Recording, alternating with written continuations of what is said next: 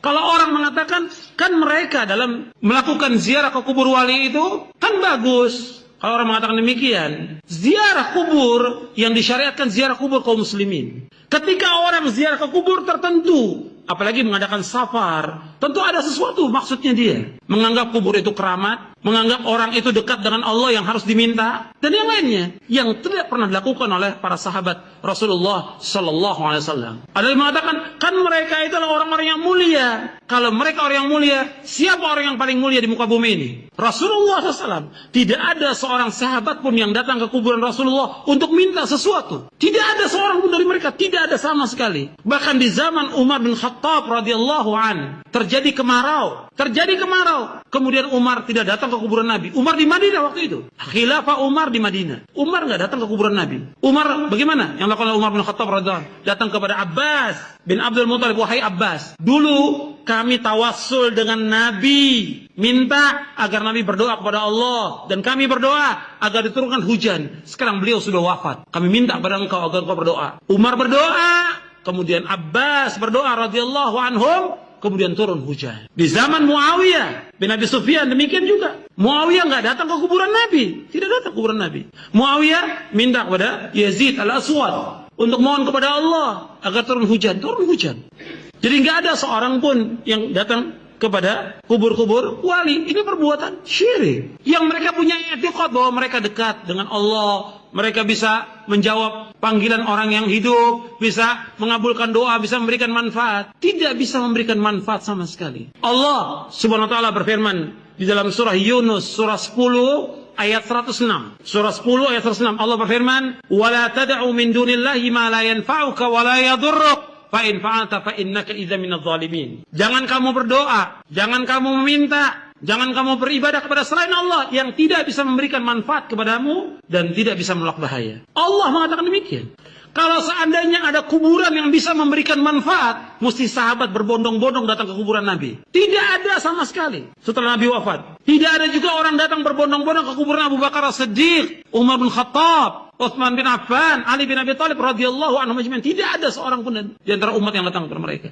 Yang jelas mereka pasti masuk surga, dijamin. Dijamin oleh Allah, dijamin oleh Rasulullah. Kata Nabi, Abu Bakar fil jannah, Umar fil jannah, Utsman fil jannah, Ali fil jannah. Jelas jannah. Nabi yang melakukan dengan as-sadiqul masduq. Enggak ada seorang pun datang kepada mereka, tidak ada. Makanya kesyirikan ini masih ada di tengah-tengah kaum muslimin. Yang kita harus jelaskan kepada mereka. Kalau mereka mengatakan, kan kita nggak bisa langsung kalau berdoa kepada Allah. Siapa yang mengatakan tidak bisa? Allah yang menyuruh kita untuk langsung minta kepada Allah. Sebagaimana Allah berfirman dalam surah Ghafir, surah Al-Mu'min, surah 40 ayat 60. Wa qala rabbukum ud'uni astajib lakum innal ladzina yastakbiruna an ibadati sayadkhuluna jahannama dakhirin. Dan Allah berfirman, hendaklah kalian semuanya berdoa kepadaku, kata Allah.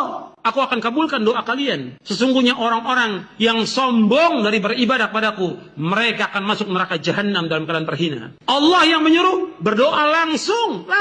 Sebagaimana pernah disebutkan, sahabat berzikir dengan keras. Kalian tidak berdoa dengan yang tuli. Kalian tidak berdoa dengan yang gaib. Kalian tidak berdoa dengan yang jauh, dekat. Maka Nabi mengatakan, ketika sahabat bersuara dan berzikir dengan keras, kata Nabi, irba'u ala anfusikum, fa innakum la tad'una asamma wala ghaiban, innakum tad'una sami'an qariba. Hadis sahih riwayat Bukhari. Kata Nabi sallallahu alaihi wasallam, sayangi diri kalian, kasihan diri kalian. Kalian tidak berdoa kepada zat yang tuli. Kalian tidak berdoa kepada zat yang jauh, yang gaib, tidak. Kalian berdoa kepada zat Allah yang maha dekat dan maha mendengar. Sami'an qariba, mendengar dan dekat. Allah. Kita langsung kepada Allah, bukan kepada mayit. Enggak boleh. Jangan kita mengatakan, kan kalau kita ketemu sama presiden, sama raja, itu mesti melalui ajudannya. Ketemu sama wali kota, ajudannya dulu. Nggak bisa langsung. Nggak bisa Allah disamakan dengan makhluknya. Tidak boleh. Laisa kamitslihi syai'un wa huwas samiul basir. Allah tidak sama dengan makhluknya. Tidak sama. Dan Allah itu Maha mendengar, Maha melihat. Dan Allah berfirman, walam yakun lahu kufuwan ahad. Allah tidak sama. Allah tidak sebanding. Allah tidak setara. Allah tidak semisal dengan makhluknya. Langsung kepada Allah. Nggak boleh kita samakan dengan raja. Nggak boleh kita samakan dengan presiden. Nggak boleh kita samakan dengan tokoh apapun juga. Langsung kepada Allah berdoa tanpa perantara. Dan orang yang datang ke kubur-kubur itu tidak bisa menjawab. Sampai hari kiamat nggak bisa menjawab. Allah berfirman dalam surah Fatir, walladzina tad'una min dunihi ma yamlikuna min qitmir. In tad'uhum la yasma'u du'aakum walau sami'u mastajabu lakum wa yawmal qiyamati yakfuruna bisyirkikum wa la yunabbi'uka mithlu khabir.